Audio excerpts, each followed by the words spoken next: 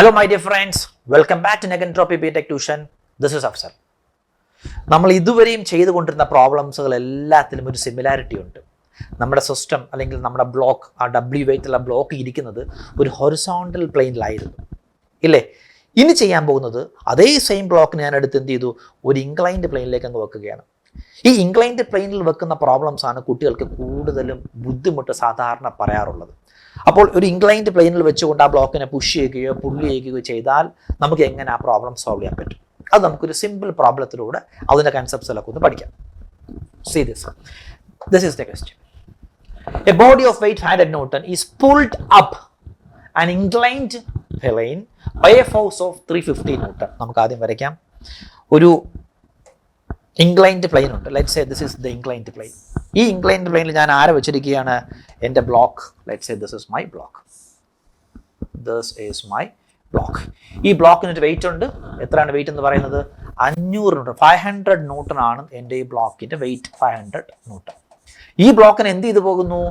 Pulled up, മുകളിലോട്ട് വലിച്ചു കൊണ്ടുപോകുന്നു. ആ മുകളിലോട്ട് ഞാൻ വലിച്ചു കൊണ്ടുപോകുന്നു by a force of 350 newton. 350 newton force കൊണ്ട് ഞാൻ അവനെ മുകളിലോട്ട് വലിച്ചു കൊണ്ട് പോവുകയാണ്.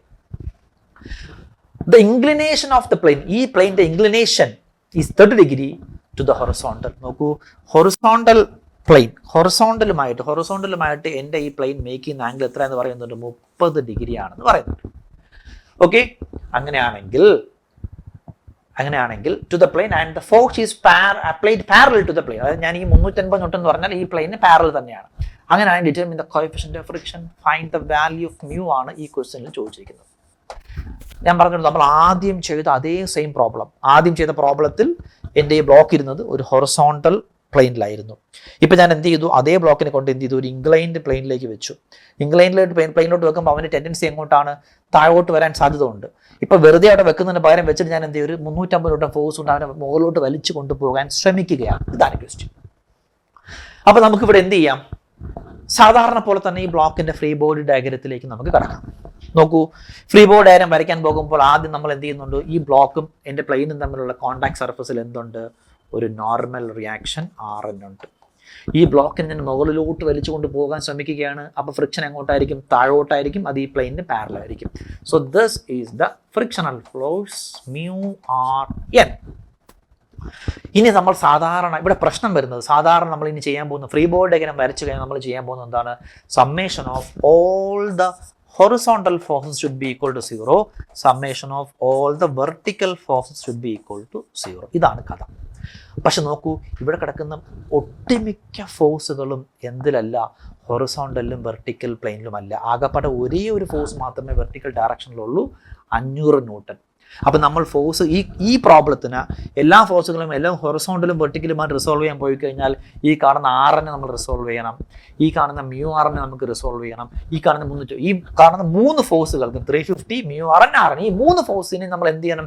എല്ലാം ഹൊറിസോണ്ടൽ എല്ലാം വെർട്ടിക്കലായിട്ട് റിസോൾവ് ചെയ്ത് ഒരുപാട് സമയം നഷ്ടപ്പെടും, ഒരു പക്ഷെ തെറ്റിപ്പോക്കാനും സാധ്യതയുണ്ട്. അതുകൊണ്ട് ഞാൻ എൻ്റെ സിംപ്ലിഫിക്കേഷൻ ഒരല്പം എളുപ്പമാക്കാൻ വേണ്ടി എന്ത് ചെയ്യാൻ പോകുന്ന അറിയാമോ? ഈ summation of all the forces in horizontal plane equal to 0 എന്ന് പറഞ്ഞല്ലോ. ഇതിന് പകരം ഞാൻ ചെയ്യാൻ പോകുന്നതെന്ന് അറിയാമോ?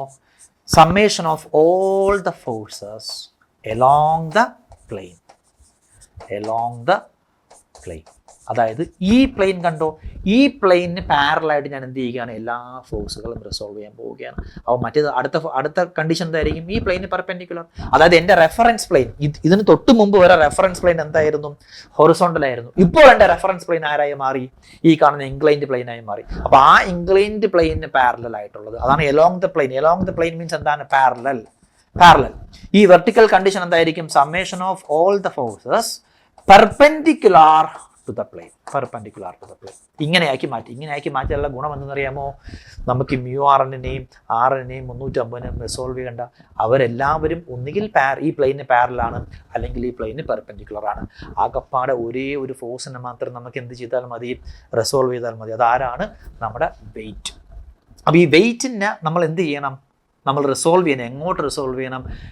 ഈ പ്ലെയിന് പാരലായിട്ടും ഈ പ്ലെയിന് പെർപെൻഡിക്കുലറായിട്ടും നമ്മൾ റിസോൾവ് ചെയ്യണം. അപ്പോൾ ഞാൻ അതൊന്ന് പറഞ്ഞു പോകാം. ഈ റിസോൾവ് ചെയ്യുന്ന കാര്യങ്ങൾ നിങ്ങളൊന്ന് ഇനിഷ്യലി പഠിച്ചു വെച്ചാൽ മതി. പിന്നെ എല്ലാ പ്രോബ്ലത്തിലും ആ കമ്പോണൻസ് നിങ്ങൾ അങ്ങ് അപ്ലൈ ചെയ്ത് പോയാൽ മതി. ഈ റിസോൾവ് ചെയ്താണ് ഒരുപാട് കുട്ടികൾക്ക് പ്രശ്നമുള്ളത്. അപ്പോൾ ശ്രദ്ധിച്ച് കേൾക്കുക. Let's say this is my block,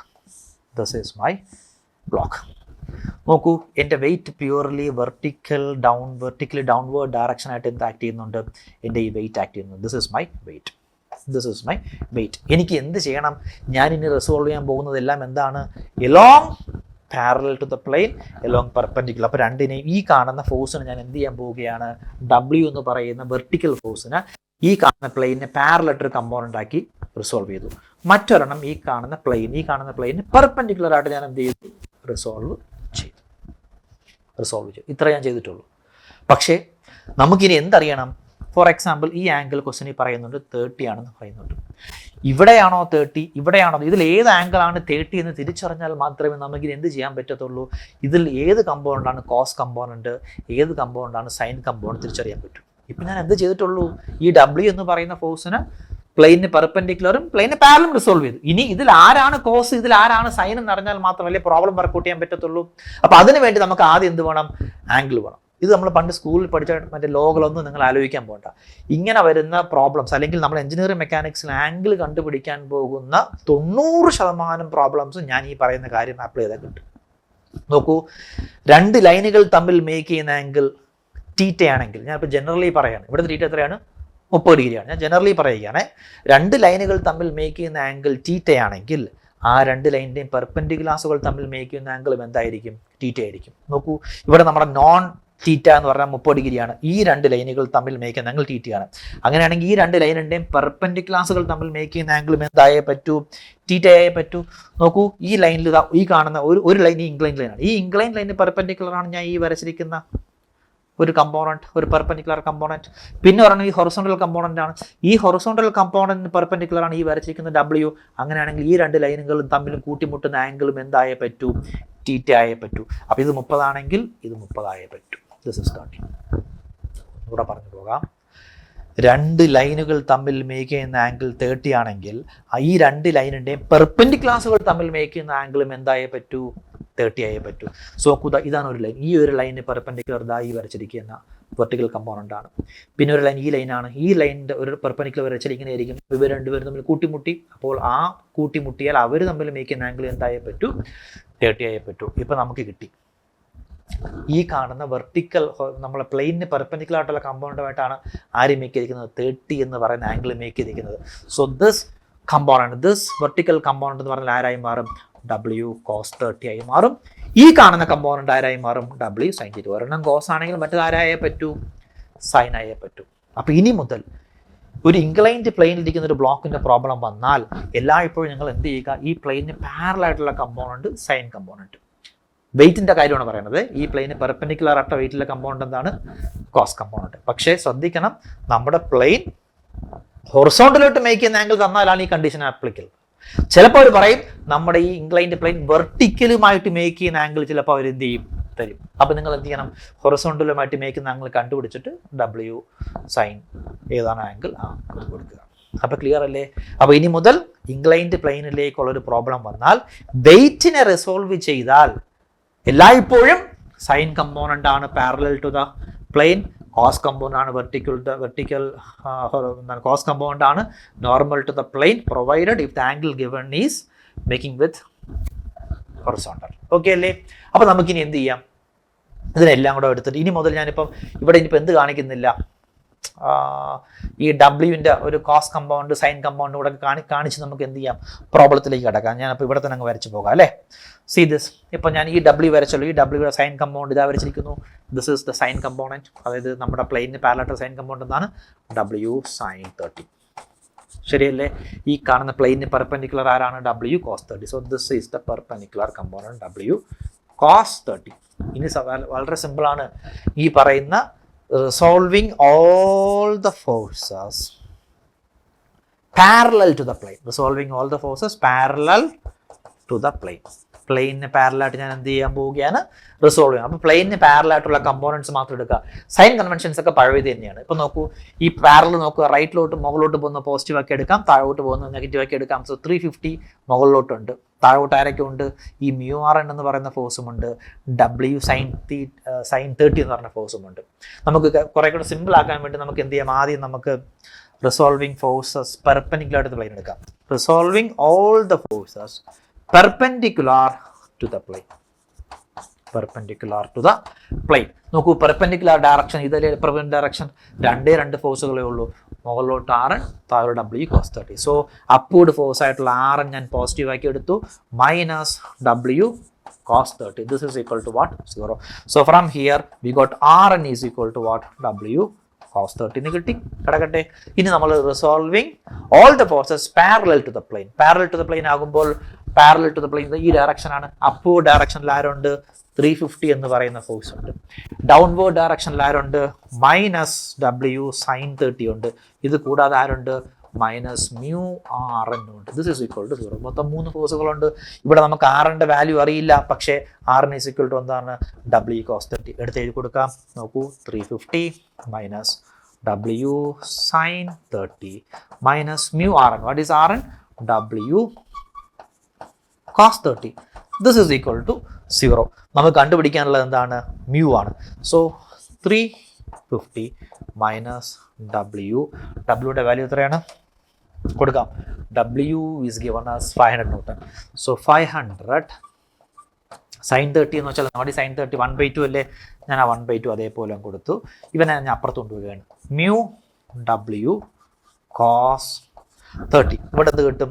500/2 200. 250. അപ്പോൾ 350 മൈനസ് 250 എത്ര കിട്ടും?